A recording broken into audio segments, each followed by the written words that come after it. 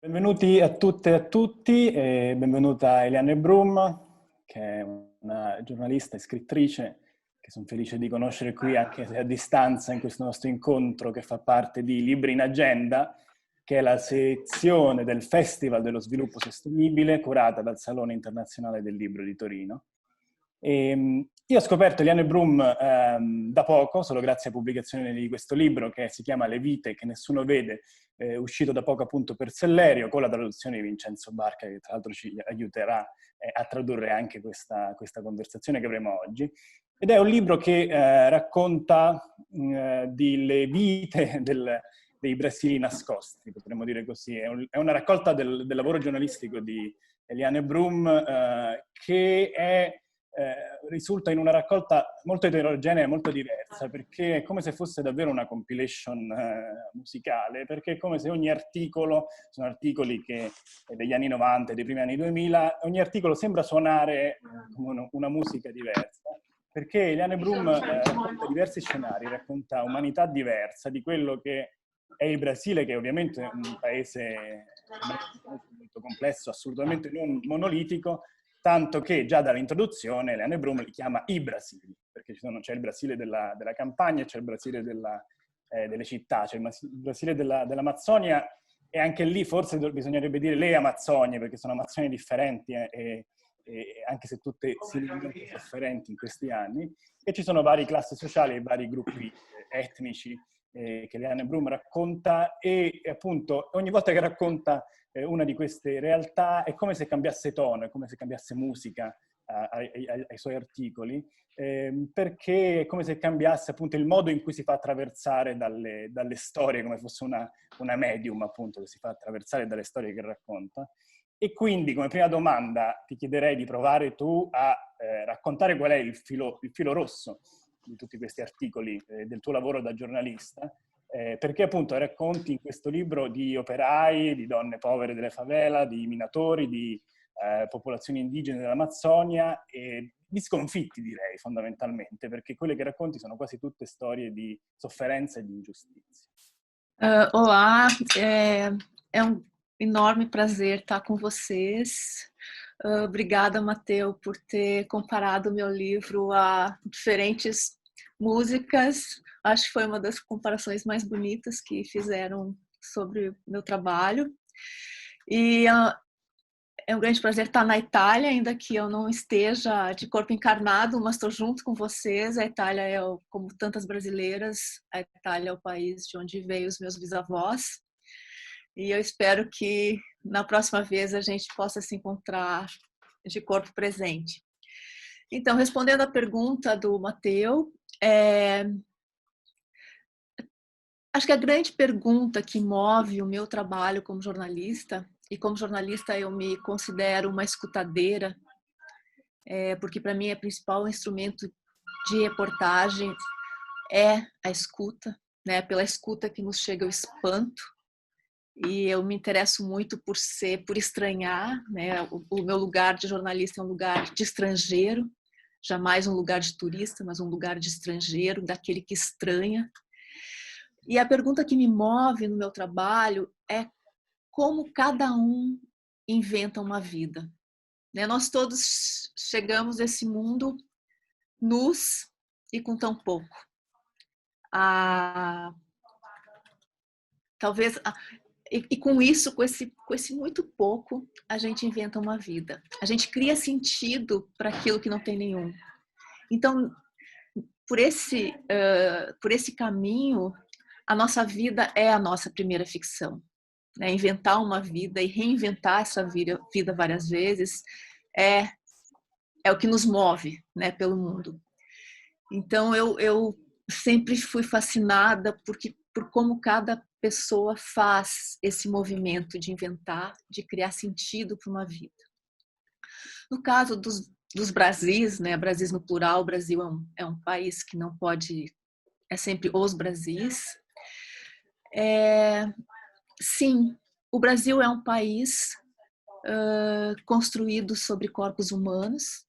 Primeiro, o corpo dos indígenas, e a gente está agora nesse momento de pandemia, e vale a pena lembrar que quando os invasores europeus chegaram no Brasil em 1500, entre os séculos 16 e 17, 95% da população indígena foi dizimada por vírus e bactérias carregados nos corpos dos invasores.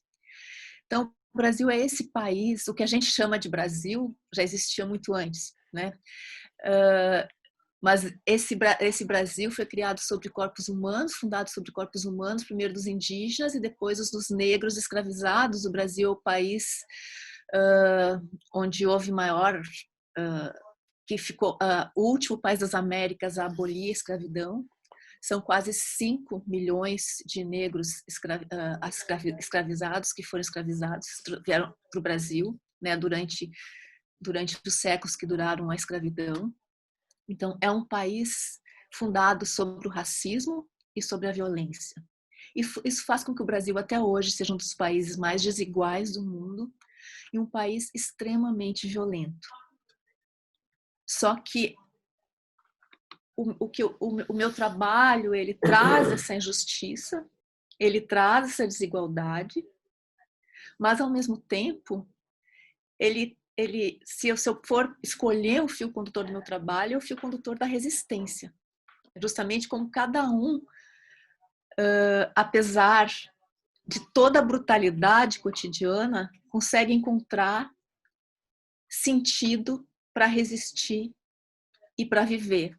Então, como os vários povos brasileiros encontram sentido para viver. Isso que eu chamo, que eu acho que eu encontro muito na Amazônia, onde eu vivo atualmente, que é a alegria como potência de agir.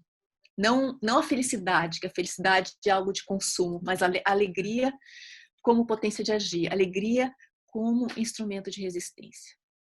Então, é isso que eu busco encontrar no meu trabalho. Ou pegando para bem o que a gente está vivendo, a gente está nesse momento no Brasil com a Amazônia queimando novamente, mais ainda do que no ano passado, quando o mundo inteiro ficou assombrado. O Pantanal, que é a maior planície úmida do mundo, queimando, né? Mais de 20% do Pantanal foi queimado já nesse ano.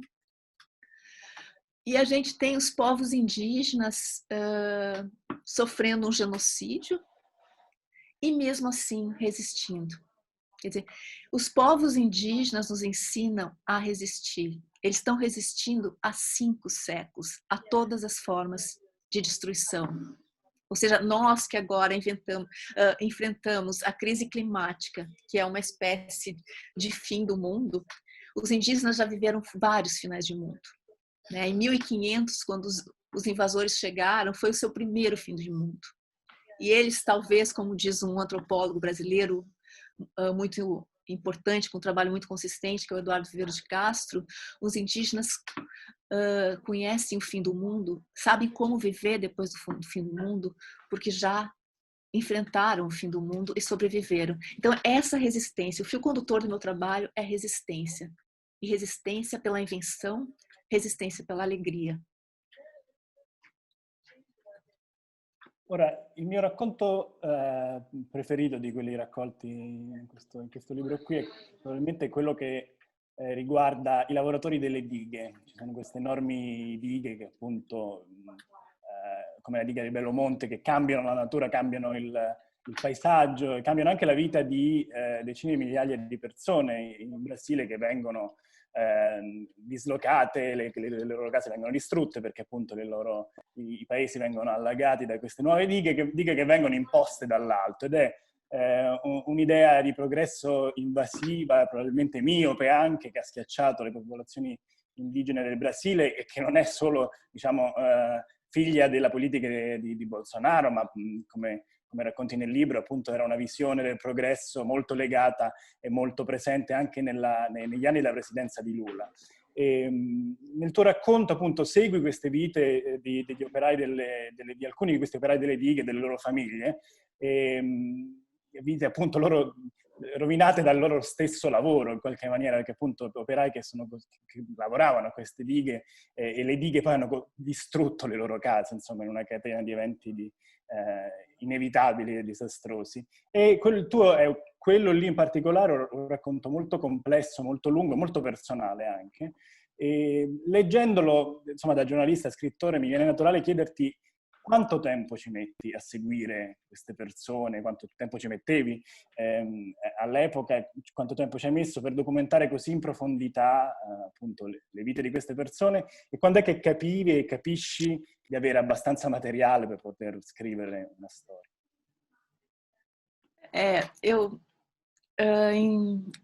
Eu trabalhei durante 20 anos em grandes jornais e revistas, né?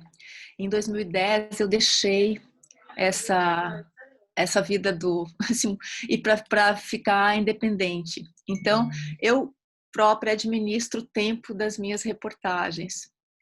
Isso às vezes é um problema porque eu tenho muita dificuldade, como a vida continua acontecendo, eu tenho muita dificuldade de achar que acabou. Então, as minhas reportagens hoje são muito longas. Eu tenho uma reportagem, por exemplo, que eu faço há 19 anos, que não foi publicada ainda, que vai virar um livro, mas é isso.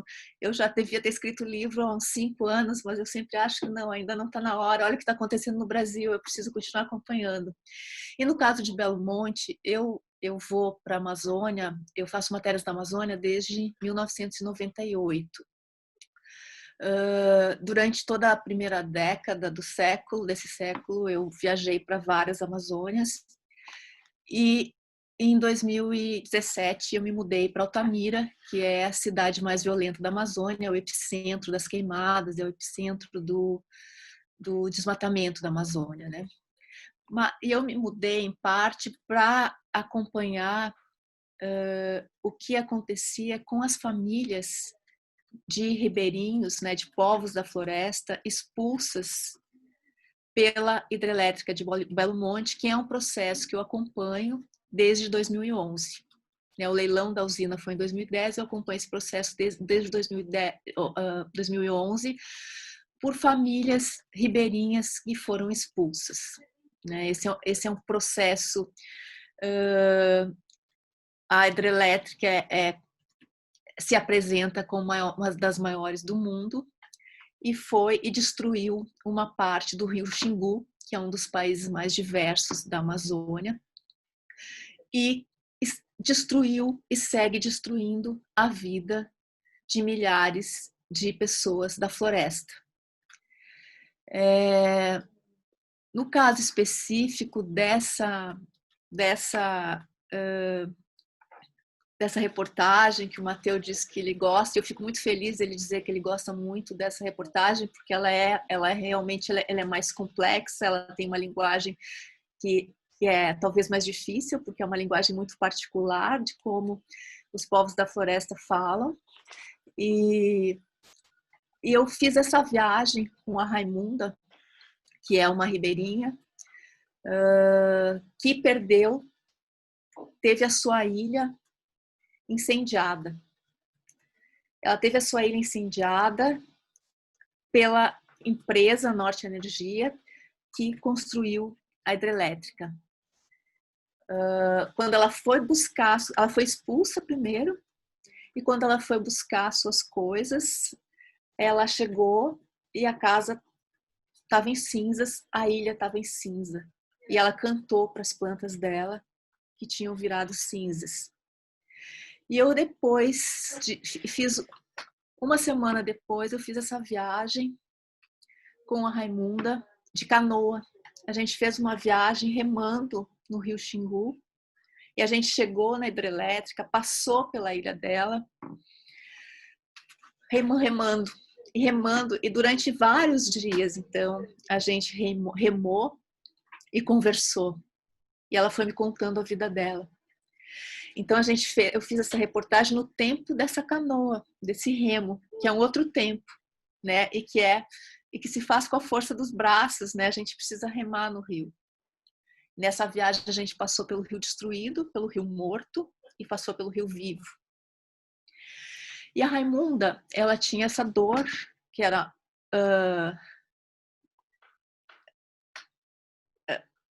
enorme dela ter tido a vida dela destruída, mas ela acreditava que ela ainda podia renascer, porque ela se via como uma árvore que mesmo quando queimada, renascia. Mas o seu João, o marido da Raimunda, não. Ele só via escuridão. O que aconteceu com ele? Quando ele foi chamado no escritório da empresa para contar, para negociar, né? Porque não tem negociação quando um tem todo o poder e o outro nenhum. O valor da sua casa. E quando ele viu aqueles homens negociarem por um valor que ele não ia ter condições de viver e que a vida dele tinha acabado, ele pensou, ele teve vontade de matar. Ele quis matar os representantes da empresa. Ele quis matar pensando que ele precisava mostrar para o mundo o que estava acontecendo ali. Para que o mundo fizesse alguma coisa. O mundo mesmo, porque a Amazônia é um tema do mundo, né? Mas o seu João, ele não é um assassino. Então ele travou. O corpo dele travou. A voz dele travou. As pernas travaram. E ele precisou sair carregado. Mais tarde, a gente descobriria que ele tinha tido um AVC. Como várias pessoas que foram expulsas tiveram AVC, ataques, infartes, tiveram vários problemas associados com essa perda da vida, perda do território, perda de tudo. E aí o seu João foi jogado na periferia da cidade. E quando eu encontrei com ele na volta, na chegada dessa viagem de canoa, ele dizia: eu só vejo escuridão na minha frente. Não tem mais nada, é só escuridão. É um buraco, o buraco da minha vida, ele dizia. Então eu conto a história de Belo Monte pela história deles dois. Então esse é uma história que, assim, o tempo que eu falei com a Raimunda e com o João foram uma semana, 10 dias, né, a viagem, uma semana. Agora, o tempo que eu venho acompanhando essa história é um tempo muito maior. Então, esse conhecimento de acompanhamento, ele está comigo por essa trajetória. Mas, especificamente, sobre essas duas pessoas que contam essa história, foi uma semana. E aí eu escrevi. Ora, la cosa che mi interessa è che tu in questo libro cerchi di fare letteratura, anche se appunto, stai facendo giornalismo in realtà, e in un'introduzione ho detto che come una medium ti fai attraversare dalle storie. Ora, chiaramente c'è da noi, anche all'estero, diciamo, un dibattito acceso, quanto acceso, comunque c'è un dibattito su quali devono essere i toni e i linguaggi, insomma, i codici del giornalismo e quali quelli della letteratura. No? Per esempio, nel momento che viviamo, negli ultimi decenni, una serie di uscite editoriali che cercano di ibridare questi due mondi. C'è però appunto, sono linguaggi diversi anche, ci sono questioni fondanti diciamo sulla verità, sulla finzione, direi soprattutto sull'ambiguità, cioè la letteratura può permettersi di non spiegare davvero tutto, il giornalismo forse no. Sono chiaramente discorsi antichi quanto la scrittura e da noi si riaccendono di solito quando esce un libro di Saviano, ma se guardiamo anche appunto come è stato accolto l'ultimo libro di Carrère, ci sono molti, Emmanuel Carrère, diciamo, discussioni su questa falsariga. E tu appunto cerchi invece di fare letteratura anche quando fai giornalismo. Come fai a stabilire qual è la giusta distanza narrativa dalle tue storie? Perché appunto come una medium vieni attraversata dalle storie, ma non hai mai paura che questo possa, diciamo, indebolire il tuo rapporto, il tuo contributo giornalistico? Eu escrevo reportagem, né? Eu sou jornalista, e eu também escrevo ficção. E são dois caminhos muito, no meu ponto de vista, radicalmente diferentes. Eu, pessoalmente, acho que o jornalismo é muito mais difícil, porque a ficção, ela precisa ser verossímil, mas o jornalismo, ele precisa ser exato. Então, para eu poder escrever um texto bom, um texto consistente, eu preciso apurar todos os detalhes. Então, para dar exemplos que sempre ficam mais claros, inclusive nesse livro que eu estou lançando agora na Itália, tem uma história que é o enterro, é um pai, chama Enterro de Pobre, e o pai está enterrando o seu bebê num campo santo, né, que é um cemitério para pessoas que não têm dinheiro. Naquele momento em que ele estava enterrando o filho, e eu estava acompanhando, teve um pássaro que cantou. Eu precisava saber que pássaro era aquele. Se eu fosse fazer ficção, eu poderia criar o pássaro que eu quisesse. Como eu faço jornalismo, eu precisei gastar algumas horas para poder investigar qual era o pássaro. E fiquei muito frustrada, porque era um sabiá. E sabiá é um clichê no Brasil. Eu preferia que fosse um pássaro muito mais interessante para aquela história. Mas era um sabiá. Quando eu escrevo, por exemplo, uma reportagem que não está no livro, mas que eu dizia o seguinte, que fazia sol quando tal coisa aconteceu, eu entrevistei 5 pessoas diferentes, porque eu fiz apuração depois para saber como é que estava o céu, se tinha sol, como é que foi, como é que estava o tempo naquele exato momento. E quando eu voltei para a redação, eu tive que conferir com 3 sites de meteorologia diferentes. Ou seja, o jornalismo, para ele ser preciso, para ele se ele merecer o nome de jornalismo, ele dá muito mais trabalho, ele dá muito trabalho. Porque a gente não tem autorização para inventar. A gente precisa apurar cada detalhe. Se teve um suspiro, se teve um silêncio, a gente precisou ter documentado aquele suspiro, precisou ter documentado aquele silêncio. Então, eu acho que nenhum prêmio Nobel consegue fazer sem uma apuração muito consistente. O jornalismo depende totalmente, um texto bom no jornalismo depende totalmente de uma boa apuração. Sem uma boa apuração, não há possibilidade, nenhum prêmio Nobel conseguiria fazer um texto de qualidade. E, como o Matteo falou no início, que né, as minhas reportagens elas vão soando como músicas diferentes, é porque as pessoas falam de uma forma diferente. E eu preciso escutar como elas falam. Se a linguagem do meu livro, do começo ao fim, fosse a mesma, eu estivesse escrevendo sobre os Brasis, é porque eu não saí de mim. Seria a minha linguagem, e não a das pessoas que eu escuto.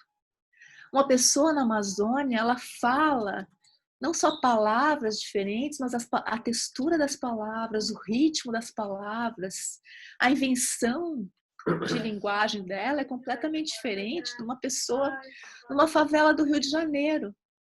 E essa é uma riqueza enorme que eu preciso respeitar.